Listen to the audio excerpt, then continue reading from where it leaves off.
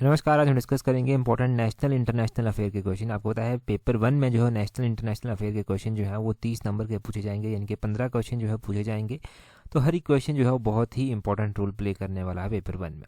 तो अभी हम क्वेश्चन नंबर 1 से जो है डिस्कशन स्टार्ट करेंगे। ये नेशनल इंटरनेशनल अफेयर के क्वेश्चन हैं और डिटेल से जब डिस्कस करेंगे तो आपको काफ़ी हेल्प जो है वो यहाँ से मिलने वाली है। क्वेश्चन नंबर 1 में देखिए बोला गया है PM Modi will inaugurate a railway station on 30th December 2023 in Ayodhya. What is the name of the railway station? तो बोलते हैं कि प्रधानमंत्री नरेंद्र मोदी जो है वो 30 दिसंबर को जो है 30 दिसंबर को जो है 30 दिसंबर 2023 को जो है वो अयोध्या में एक रेलवे स्टेशन का उद्घाटन करेंगे।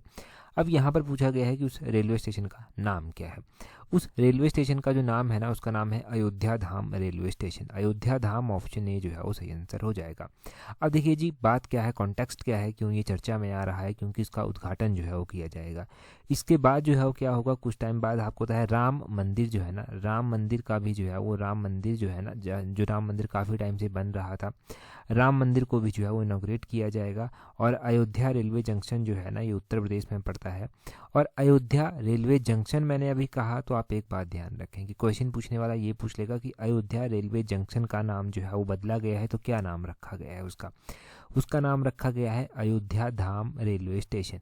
पहले इसका नाम क्या था पता चल गया ना आपको, कंफ्यूज तो नहीं हुए। अयोध्या रेलवे जंक्शन जो था वो पुराना नाम था, नया नाम अयोध्या धाम रेलवे स्टेशन है। ये रेलवे स्टेशन जो है, इसके साथ ही जो है वो महर्षि वाल्मीकि इंटरनेशनल एयरपोर्ट जो है ना अयोध्या धाम का, उसको भी जो है वो इनॉग्रेट किया जाएगा। और ये 30 दिसंबर को जो है वो सारा का सारा किया जाएगा। तो यहाँ से सारे कॉन्सेप्ट अब आपके क्लियर होने चाहिए। राम मंदिर का पता चल गया, आपको इनॉग्रेट किया जाएगा। प्रधानमंत्री नरेंद्र मोदी जो है वो उससे पहले इस रेलवे स्टेशन को जो है वो उद्घाटन इसका करेंगे। इस रेलवे स्टेशन का पहले का नाम क्या था, अब नया नाम इसको अयोध्या धाम रेलवे स्टेशन दिया गया है, वो भी ध्यान रखना है। तो यहाँ से क्वेश्चन बनने की पूरी पूरी संभावना है, इसको ध्यान रखना। अगला क्वेश्चन देखते हैं हमारे पास क्या पूछा गया है। नेक्स्ट क्वेश्चन में पूछा गया है where was the world's first global Buddhist summit organised in 2023। इससे पहले देखो इसकी चर्चा हो चुकी है, जब ये डिसाइड किया गया था कि वर्ल्ड की पहली जो है वो ग्लोबल बुद्धिस्ट जो है वो समिट होगी, ऑर्गेनाइजेशन जो है वो होगी, ऑर्गेनाइज की जाएगी ये। तो ये कहाँ पर, कौन सी कंट्री में जो है वो की जाएगी? देखिए ये जो ग्लोबल बुद्धिस्ट समिट है 2023 की, ये अपने इंडिया, अपने भारत में जो है वो ऑर्गेनाइज की जाएगी। ऑप्शन सी जो है वो सही आंसर है। भारत में कहाँ पर की जाएगी आपको पता होना चाहिए, न्यू दिल्ली। न्यू दिल्ली में जो है वो इसको इनॉग्रेट किया जाएगा। तो न्यू दिल्ली भी आपने ध्यान रखना है। और जब ये की गई थी तो प्रधानमंत्री नरेंद्र मोदी ने जो था वो इसका इनॉग्रेट जो था वो किया था। तो ये इम्पॉर्टेंट ही है, क्योंकि ये पहले हो चुकी है सबमिट, लगभग जो है ये शायद अप्रैल के महीने में हो गई थी। तो वहाँ से इस क्वेश्चन को हमने डिराइव किया और ये क्वेश्चन एक्सपेक्टेड है कि पूछा जाएगा। अगर बुद्धिज़्म की अगर हम बात करते हैं ना, तो यहाँ से एक अच्छा मौका मिला है बौद्ध धर्म के बारे में रिवाइज करने का। बौद्ध धर्म के जो संस्थापक हैं वो महात्मा बुद्ध जो है वो माने जाते हैं, और बुद्ध का मतलब होता है प्रकाशमान, यानी कि एनलाइटेंड। और अगर हम बात करते हैं बौद्ध धर्म की कितनी संगीतियाँ हुई थी, तो 4 संगीतियाँ इसकी हुई थी। पहली संगीति जो था वो सप्तपर्णी गुफा में हुई थी, दूसरी संगीति वैशाली में हुई थी, तीसरी संगीति जो था वो पाटलिपुत्र में हुई थी, और चौथी संगीति जो था वो कुंडलवन में हुई थी। पहली संगीति अजातशत्रु की अध्यक्षता इसके शासनकाल में जो था वो अजातशत्रु के शासनकाल में हुई थी। दूसरी बौद्ध संगीति जो था वो अशोक के शासनकाल में हुई थी, और तीसरी बौद्ध संगीति जो है वो अशोक के शासनकाल में हुई थी, और चौथी बौद्ध संगीति जो है वो कनिष्क के शासनकाल में जो था वो हुई थी। तो ये आपने चारों की चारों बौद्ध संगीतियाँ ध्यान रखनी है। महात्मा बुद्ध का जन्म जो है वो लुम्बिनी में जो था वो हुआ था, वो भी आपने ध्यान रखना है। इनकी मृत्यु जो था वो कुशीनगर में जो था वो हुई थी, वो भी ध्यान रखना है। तो अब यहाँ से कोई भी क्वेश्चन किसी भी फॉर्म में पूछा जाए वो आपको पता होना चाहिए। जो क्वेश्चन पहले पूछे गए हैं वो यहीं से जो है वो मैक्सिमम पूछे गए हैं। अगला क्वेश्चन देखते हैं हमारे पास क्या पूछा गया है नेक्स्ट क्वेश्चन में देखिए जी, नेक्स्ट क्वेश्चन में बोलते हैं which of the following city is being developed as India's first AICT, यानी कि आर्टिफिशियल इंटेलिजेंस बेस्ड सिटी जो इंडिया की पहली डेवलप की जाएगी, वो कौन सी सिटी जो है वो होगी। तो किस सिटी को जो है वो पहली आर्टिफिशियल इंटेलिजेंस सिटी के रूप में डेवलप किया जाएगा, वो उत्तर प्रदेश की लखनऊ सिटी होगी। ऑप्शन सी जो है वो सही आंसर है। अब देखो आर्टिफिशियल इंटेलिजेंस का ज़माना आ गया है, तो इस तरह की सिटीज़, इस तरह की चीज़ें अगर इंडिया में होती हैं तो आपके लिए इंपॉर्टेंट है एग्जाम पॉइंट ऑफ व्यू से। अब देखो हम उत्तर प्रदेश की बात कर रहे हैं, उत्तर प्रदेश का क्या हमने कोई और भी क्वेश्चन इस तरह का इस सीरीज़ में पढ़ रखा है? बिल्कुल जी, हमने पढ़ रखा है इस तरह का क्वेश्चन। हमने ये पढ़ा था क्वेश्चन कि उत्तर प्रदेश ने जो है वो नवंबर 25 को जो है वो डिक्लेयर किया है नो नॉन वेज डे के रूप में जो है वो उत्तर प्रदेश ने जो है वो नवंबर 25 को जो है वो डिक्लेयर किया है। उत्तर प्रदेश ने जो है ये किसको ऑनर करते हुए किया है, तो साधु टी.एल. वशवानी थे एक, जिनकी बर्थ एनिवर्सरी इस दिन होती है। तो उत्तर प्रदेश ने यही डिसाइड किया है कि नो नॉन वेज डे जो है वो इस दिन मनाया जाएगा। इसी तरह उत्तर प्रदेश के बारे में हमने एक और क्वेश्चन पढ़ा था कि उत्तर प्रदेश की सरकार ने जो है वो एक इनिशिएटिव चलाया है जिसमें सेफ सिटी प्रोजेक्ट है। सेफ सिटी प्रोजेक्ट अगर पूछा जाए कौन से स्टेट ने चलाया है, तो ये उत्तर प्रदेश ने जो है वो चलाया है, ताकि महिलाओं की, लड़कियों की सुरक्षा को जो है वो सुनिश्चित किया जा सके इस स्टेट में। इसलिए जो है ये इनिशिएटिव जो है वो उत्तर प्रदेश सरकार के द्वारा चलाया गया है। तो उत्तर प्रदेश के 2-3 क्वेश्चन हमने रिवाइज किए ना पीछे के, तो यहाँ से और भी ज़्यादा आपका पीछे का रिवीजन जो है वो हो जाएगा, और बाकी चीज़ें भी आपको धीरे धीरे याद आएंगी। जैसे कि उत्तर प्रदेश जो है वो, उत्तर प्रदेश की जो कैपिटल है वो लखनऊ है। और दूसरी ओर ये भी ध्यान रखना है कि उत्तर प्रदेश जो है वो बाइकैमरल लेजिस्लेचर है। यहाँ पर बाइकैमरल का मतलब है कि यहाँ पर लेजिस्लेटिव असेंबली भी है और यहाँ पर जो है वो लेजिस्लेटिव काउंसिल भी है। लेजिस्लेटिव असेंबली और लेजिस्लेटिव काउंसिल जिन भी स्टेट में है उनको बाइकैमरल लेजिस्लेचर वाला स्टेट आप कहेंगे।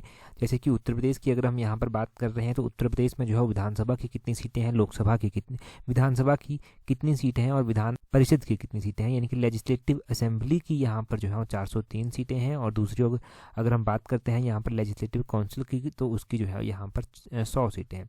अगर आपसे पूछ लिया जाता है कि इंडिया में कौन सा ऐसा स्टेट है जहाँ पर सबसे ज़्यादा जो है वो लेजिस्लेटिव असेंबली की सीट है, तो वो उत्तर प्रदेश ही होगा।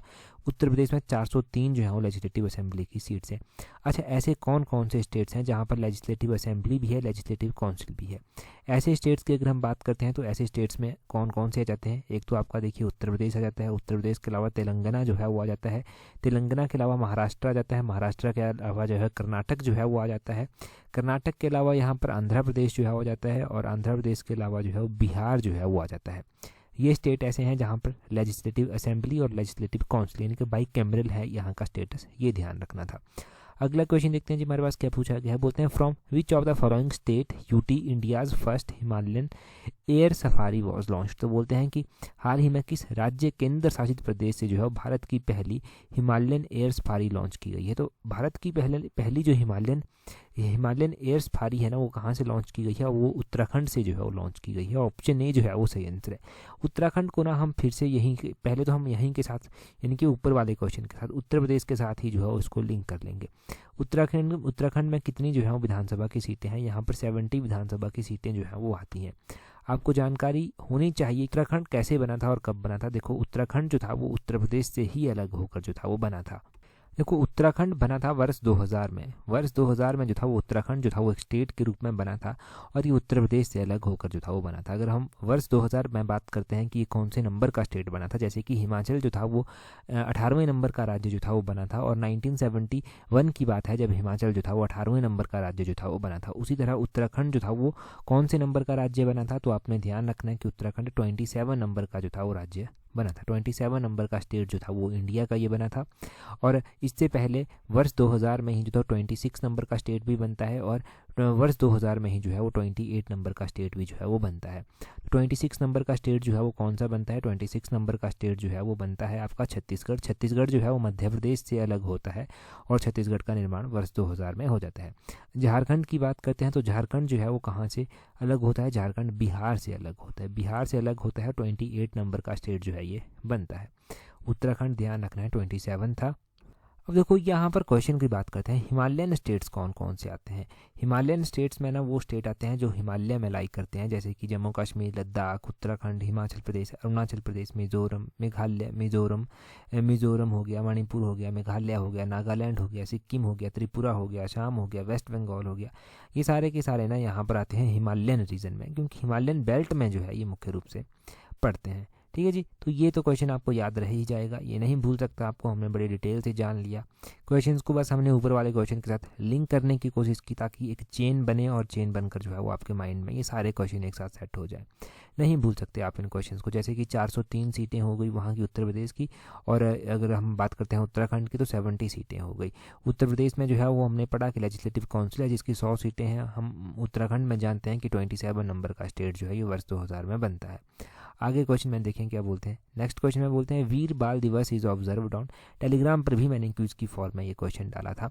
वीर बाल दिवस जो है वो दिसंबर 26 को मनाया जाता है, परंतु यहाँ पर हम कुछ इंपॉर्टेंट डिटेल से डिस्कस कर लेंगे ताकि कॉन्सेप्ट और भी ज़्यादा क्लियर हो जाए। टेलीग्राम पर तो 2 क्वेश्चन यहाँ से बने थे। अभी देखें वर्ष 2022 से सिंस 2022 जो है वो वीर बाल दिवस जो है वो ऑब्जर्व किया जा रहा है। पहले ध्यान रखना है कि कब से ये ऑब्जर्व किया जा रहा है, सिंस 2022 से जो है ये ऑब्जर्व किया जा रहा है। और कब ऑब्जर्व किया जा रहा है, 26 दिसंबर को जो है ये ऑब्जर्व किया जा रहा है। और क्यों ऑब्जर्व किया जा रहा है, ये शहीद हुए थे इस दिन साहिबजादा जोरावर सिंह और साहिबजादा फतेह सिंह।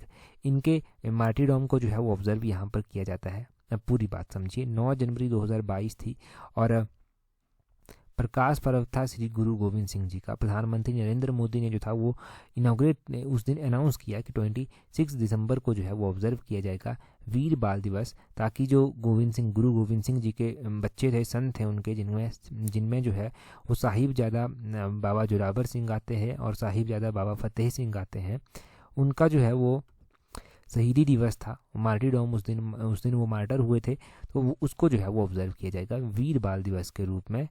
इसमें क्या किया जाएगा, बच्चों को एजुकेट किया जाएगा, सिटीजन्स को एजुकेट किया जाएगा, स्पेशली इस बारे में कि इनकी क्या स्टोरी थी, इनका क्या करेज था, जो साहिबजादे थे इनका क्या करेज था। ठीक है जी, ये ध्यान रखना है। एक और ध्यान रखना है क्वेश्चन दिसंबर 25 का। दिसंबर 25 को कौन सा इंपॉर्टेंट डे ऑब्जर्व किया जाता है, good governance day. Good governance day जो है वो इस दिन ऑब्जर्व किया जाता है। अब गुड गवर्नेंस डे ऑब्जर्व किया जाता है तो ये क्यों ऑब्जर्व किया जाता है, क्योंकि बर्थ एनिवर्सरी होती है इस दिन अटल बिहारी वाजपेयी जी की। अटल बिहारी वाजपेयी जी की जो है वो बर्थ एनिवर्सरी इस दिन होती है, तो गुड गवर्नेंस डे के रूप में इसको मनाया जाता है। और इसको हिंदी में सुशासन दिवस जो है वो कहते हैं। कंफ्यूज ना हो जाएं अगर हिंदी में जो है वो पूछ लिया जाता है आपसे।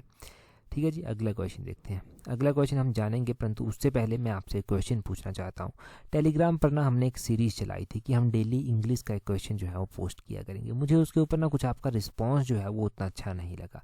हमने 30 डे की सीरीज़ चलाई थी, मैंने 2-3 ही दिन जो था वो पोस्ट किया, परंतु मुझे रिस्पॉन्स आपका कुछ एक्टिव रिस्पॉन्स नहीं उसके ऊपर मिला। अभी आप मुझे ये बताइए कि हमने ये सीरीज़ जो चलाई थी ना, इसको हमें कंटिन्यू करना चाहिए, जिसमें हम इंग्लिश का डेली एक क्वेश्चन डिस्कस करते थे। टेलीग्राम पर वो डेली डिस्कस किया जाता था। तो अगर आप चाहते हैं कि उस सीरीज़ को कंटिन्यू किया जाए तो कमेंट करके ज़रूर बता देना, क्योंकि पता चल जाएगा मुझे भी कि ये सीरीज़ इंपॉर्टेंट है, चलानी चाहिए हमें। अगला क्वेश्चन देखें, बोलते हैं who is known as queen of millet and was invited to the G20 summit in commemoration of the International Year of Millet। तो बोलते हैं कि बाजरा की रानी, जो मिलेट की रानी है, वो किसको कहा जाता है। और अंतर्राष्ट्रीय बाजरा वर्ष की स्मृति में G20 शिखर सम्मेलन जो हुआ था, इसमें इन्हें आमंत्रित भी जो है वो किया गया था। तो ये कौन थी, ये थी रायमती घुरिया। ऑप्शन डी जो है वो सही आंसर है, रायमती घुरिया थी। इनको जो है वो क्वीन ऑफ मिलेट भी जो है वो कहा जाता है। यहाँ पर देखें, रायमती घुरिया जो है इनको क्वीन ऑफ मिलेट भी कहा जाता है। ये उड़ीसा के कोरपुर डिस्ट्रिक्ट से जो है वो संबंध रखती हैं। इनका क्या कंट्रीब्यूशन रहा मिलेट्स को लेकर, इनका कंट्रीब्यूशन इस तरह से रहा कि इन्होंने जो था वो नर्चर और सेफगार्ड किया 30 अनकॉमन मिलेट्स का। जो अनकॉमन मिलेट्स थी ना, जो बड़ी एक तो होती है कॉमन चीज़, ये कॉमन नहीं थी मिलेट्स, ये अनकॉमन थी, इनकी वेराइटीज़ अनकॉमन थी। इनको इन्होंने जो था वो सेफगार्ड किया, नर्चर किया। तो इन्होंने ना इसके अलावा इन्होंने महिलाओं को जो था वो एजुकेट किया वहाँ पर कि किस तरह से जो है वो मिलेट की कल्टीवेशन जो है वो की जा सकती है। इसलिए इन्हें क्वीन ऑफ मिलेट जो है वो कहा गया। और इस वर्ष यानी कि वर्ष 2023 को जो है वो आपको पता है इंटरनेशनल ईयर ऑफ मिलेट्स के रूप में भी घोषित किया गया है। वर्ष 2023 को किसके रूप में घोषित किया गया है, इंटरनेशनल ईयर ऑफ मिलेट्स के रूप में घोषित किया गया है। इसको किसके द्वारा जो था रिकॉग्नाइज किया गया, तो यूनाइटेड नेशन के द्वारा और FAO के द्वारा, फूड एंड एग्रीकल्चर ऑर्गेनाइजेशन के द्वारा जो था वो इसको रिकॉग्नाइज किया गया as an international year of millets. तो आपने ये भी यहाँ से बात ध्यान रखनी है कि इंडिया ने इसको प्रपोज किया था कि इस तरह का एक डे जो है वो ऑब्जर्व किया जाना चाहिए, इंटरनेशनल ईयर ऑफ मिलेट्स। और इंडिया की बात को माना गया एक ग्लोबल मंच पर, और 2023 को जो था वो इंटरनेशनल ईयर ऑफ मिलेट्स घोषित किया गया। हम इसी सीरीज़ में FAO का क्वेश्चन पढ़ चुके हैं, क्योंकि PGT के एग्जाम में प्रीवियसली पूछा गया था। फूड एंड एग्रीकल्चर ऑर्गेनाइजेशन, इसकी स्थापना कब हुई थी, 1945 में इसकी स्थापना हुई थी। और इसका हेडक्वार्टर हमने पढ़ा था कि कहाँ पर स्थित है, तो रोम जो कि इटली का एक शहर है, वहाँ पर जो है वो इसका हेडक्वार्टर स्थित है FAO का, ये भी ध्यान रखना है। और वर्ल्ड FAO की स्थापना ना एग्जैक्टली की गई थी 16 अक्टूबर को, 16 अक्टूबर और 1945 में इसकी स्थापना की गई थी। तो अक्टूबर 16 को जो है वो सेलिब्रेट किया जाता है वर्ल्ड फूड डे के रूप में। ये ध्यान रखना है कि वर्ल्ड फूड डे जो है वो कब और सेलिब्रेट किया जाता है, तो वर्ल्ड फूड डे सेलिब्रेट किया जाता है अक्टूबर 16 को। ये इंपॉर्टेंट हो गया आपके लिए। डाउट तो नहीं रह गया ना, कोई डाउट होना भी नहीं चाहिए आपके मन में। अब अगला क्वेश्चन देखते हैं क्या बोलते हैं नेक्स्ट क्वेश्चन में बोलते हैं मेरी माटी मेरा देश कैंपेन लॉन्च्ड टू। अब एक कैंपेन चलाया गया है, मेरी माटी मेरा देश कैंपेन। ये क्यों चलाया गया है? ये चलाया गया है ताकि ट्राइब्यूट जो है, जो ब्रेव हार्टर्स हैं, जो देश के लिए शहीद हो गए हैं, जिन्होंने देश के लिए जान दी है, उनको एक ट्राइब्यूट दिया जा सके, उनको श्रद्धांजलि दी जा सके, इसलिए चलाया है। ऑप्शन बी सही आंसर है, टू पे ट्राइब्यूट टू अवर ब्रेव हार्टर्स। ये इसलिए चलाया गया। यहाँ पर देखें, मेरी माटी मेरा देश कैंपेन लॉन्च किया गया था अगस्त 9 2023 को टू ऑनर वीर्स, जो वीर हैं देश के, उनके सेक्रीफाइस को देखते हुए, जो अपनी जान जो है वो देश के लिए लुटा देते हैं, उसको जो है वो कमेमोरेट करने के लिए ये जो था वो मनाया गया, जो है वो किया गया। मेरी माटी मेरा देश कैंपेन जो था वो चलाया गया। ये कैंपेन जो है वो इसलिए भी चलाया गया ताकि देश के जो नागरिक हैं उनमें national pride, inspire future generation को जो है वो कैसे हमारे लोग जो है प्रोटेक्ट करते हैं उसके बारे में जो है वो अवेयर किया जाए, और एक देशभक्ति की भावना भी जो है लोगों के अंदर जागृत हो, इसलिए जो है वो किया गया। तो ये ध्यान रखें। अगला क्वेश्चन देखते हैं हमारे पास क्या पूछा गया है। नेक्स्ट क्वेश्चन में पूछा गया है, बोलते हैं Vishwakarma scheme was launched to benefit which among the following. तो बोलते हैं कि निम्नलिखित में से किसको लाभ पहुंचाने के लिए ये विश्वकर्मा योजना जो था वो शुरू हुई थी। विश्वकर्मा योजना को चलाया गया था ताकि जो ट्रेडिशनल क्राफ्ट्समैन है ना, उनको सुविधा मिल सके। ऑप्शन बी सही आंसर है। ध्यान हो तो गिरिराज पत्रिका में ये क्वेश्चन डिस्कस हुआ था। ठीक है, जब विश्वकर्मा योजना लॉन्च की गई थी ना, उस टाइम हमने ये क्वेश्चन पढ़ा था कि विश्वकर्मा योजना जो है इसमें क्या क्या है, पूरी बातें हमने जानी थी। परंतु अभी तो आप जानिए यहाँ पर कि विश्वकर्मा योजना जो था वो सितंबर 17 2023 को जो था वो लॉन्च की गई थी ताकि जो ट्रेडिशनल आर्टिशियन है, क्राफ्ट्स पीपल हैं, उनको जो है वो सपोर्ट एक मिल सके, उनको जो है सहायता प्रदान की जा सके। अब अगर आप टेस्ट सीरीज़ के साथ जुड़े हुए हैं ना, तो वहाँ पर एक क्वेश्चन डिस्कस हुआ था कि इसकी नोडल मिनिस्ट्री कौन से है। अब पता नहीं एलाइड की में हुआ था कि पीजीटी में हुआ था या फिर दोनों में हुआ था। नोडल मिनिस्ट्री कौन सी है इसकी? वो है ministry of MSME, ministry of micro small and medium enterprises जो है वो इसकी जो है वो नोडल मिनिस्ट्री है। और ये स्कीम जॉइंटली जो है वो इम्प्लीमेंट की जाएगी मिनिस्ट्री ऑफ एमएसएमई के द्वारा, ministry of skill and development के द्वारा, और डिपार्टमेंट ऑफ फाइनेंशियल सर्विसेज और ministry of finance government of India के द्वारा। ये स्कीम कौन कौन से ईयर्स के लिए चलाई गई? ये 2023 से लेकर 2023-24 से लेकर जो था वो 2027-28 तक जो था वो चलाई जाएगी। इनके 5 सालों के लिए चलाई गई है। और इसमें जो रखा गया है ना बजट इसका, वो लगभग 13,000 करोड़ जो है वो रखा गया है। 13,000 करोड़ जो है वो इसमें जो है खर्च किया जाएगा। इसमें ना सरकार ये भी कहती है कि इस स्कीम में हम स्टाइपेंड प्रोवाइड करवाएंगे 500 रुपये का। अगर स्किल्ड ट्रेनिंग जो है वो दी जाती है तो 500 रुपया पर डे के रूप में दिया जाएगा, और 15,000 रुपया दिया जाएगा ताकि कोई भी मॉडर्न टूल अगर आपको परचेज़ करना है तो आप परचेज़ कर सकें। और भी बहुत सारी बातें हैं, परंतु इंपॉर्टेंट पॉइंट्स हमने जान ही लिए लगभग कि किस तरह से जो है ये योजना है और क्यों चलाई गई है। ट्रेडिशनल क्राफ्ट्समैन के लिए चलाई गई है। सितंबर 17 2023 को इनॉग्रेट किया गया था। और इसी तरह इसका बजट ध्यान रखना है। 5 सालों के लिए चलाई गई है। वो 5 साल कौन कौन से हैं वो ध्यान रखना है। एक बात इंपॉर्टेंट ध्यान रख लें यहाँ से कि ये क्वेश्चंस ना बहुत इंपॉर्टेंट है। और सितंबर महीने के तो हमने ना करंट अफेयर की टेस्ट सीरीज भी जो है वो हमने डिस्कस करना स्टार्ट कर दी है। देखो, एक तो हमने फुल लेंथ टेस्ट सीरीज चलाई थी, दूसरा हमने नेशनल इंटरनेशनल अफेयर की टेस्ट सीरीज अभी अलग से चला दी ताकि पीजीटी की टेस्ट सीरीज जिन बच्चों ने ज्वाइन की है उनको कोई दिक्कत ना आए। तो इंटरनेशनल नेशनल अफेयर्स की टेस्ट सीरीज जो है वो ऑलरेडी जो है वो शुरू हो गई है। अगर आप अभी ज्वाइन करते हैं तो आपको भी एक्सेस मिल जाएगी। दोनों ही के लिए जो फुल लेंथ है वो तो आपको मिल ही जाएंगी, साथ में आपको इंटरनेशनल नेशनल अफेयर की टेस्ट सीरीज़ की एक्सेस भी जो है वो मिल जाएगी। नीचे डिस्क्रिप्शन बॉक्स में जो है वो लिंक दिए गए हैं। आगे क्वेश्चन में देखिए क्या बोलते हैं with which countries space agency smart lander for investigating moon is related, जिसको SLIM कहा गया, स्लिम कहा गया, जिसको इसका पूरा नाम है, क्या नाम है इसका? Smart lander for investigating moon. पता चला ना आपको क्या है? बोलते हैं कि with which country space agency, किस कंट्री के स्पेस एजेंसी के साथ जो है ये स्लिम जो है वो जुड़ा हुआ है? तो ये जो है वो जापान की स्पेस एजेंसी के साथ जुड़ा हुआ है। ऑप्शन बी सही आंसर है। जापान की जो स्पेस एजेंसी है उसका नाम है जाक्सा उसका नाम है। तो कई बार स्पेस एजेंसी का नाम भी जो है वो ऑप्शन में दे दिया जाता है। अब जाक्सा उसका नाम है। यहाँ पर हम कुछ थोड़ा सा ध्यान रख लेंगे स्लिम के बारे में। जापान का ये जो स्लिम है ना, ये सक्सेसफुली एंटर कर गया है मून के ऑर्बिट में। और आपने ध्यान रखना है कि अब जापान भी इस कोशिश में है कि वो सॉफ्टली लैंड करने वाली कंट्रीज़ में से जो है वो एक कंट्री बन जाए। इससे पहले हमारा देश भारत जो है वो चंद्रयान-3 जिसने लॉन्च किया था और बड़ी सॉफ्ट लैंडिंग वहाँ पर की गई थी, पूर्ण विश्वास के साथ लैंडिंग वहाँ पर की गई थी। और जब हमने वहाँ पर लैंड किया तो उस दिन को हमने नेशनल स्पेस डे के रूप में मनाने की भी जो था वो बात कही। अब नेशनल स्पेस डे इंडिया कब मनाएगा वो आप कमेंट करके जो है वो नीचे बताएंगे। जापान का कोई पहला प्रयास नहीं है यहाँ पर लैंड करने का। जापान ने इससे पहले भी एक मिशन जो था वो लॉन्च किया था, उसका नाम था हाकुतो आर मिशन। क्या नाम था उसका? उसका नाम था हाकुतो आर मिशन। तो पूछा जाए कि ये किसका मिशन था? ये जापान का ही मिशन था और जापान का ये मून मिशन था, ये भी ध्यान रखना है। चंद्रमा के ऊपर भेजा गया था ये।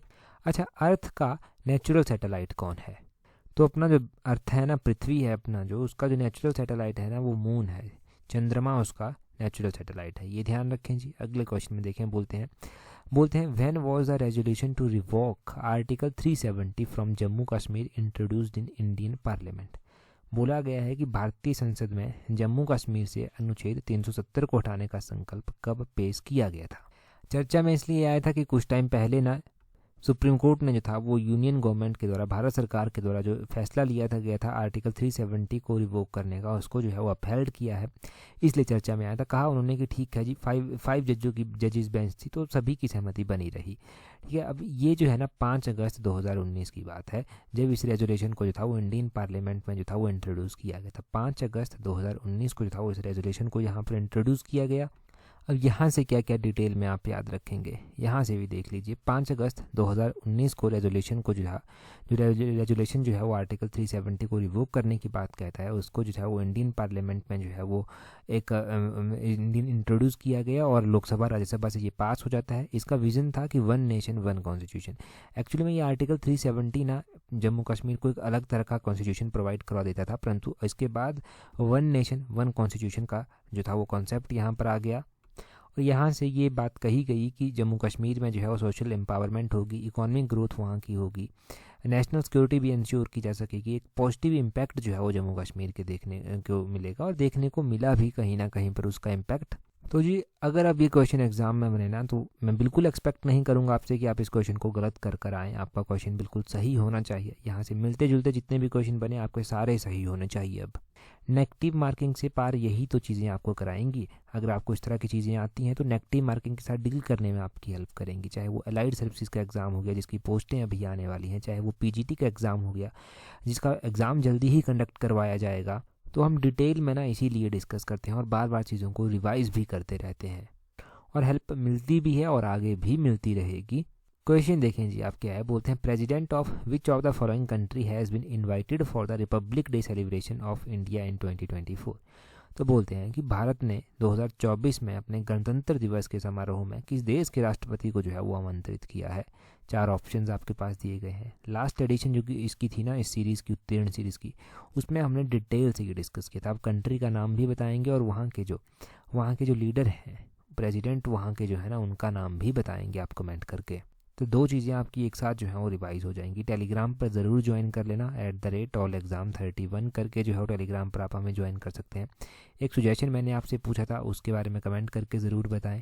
टेलीग्राम पर अगर अभी तक नहीं जुड़े हैं तो यहाँ पर ज़रूर जुड़ जाना। That's all for today. Thank you very much for watching and listening it very patience.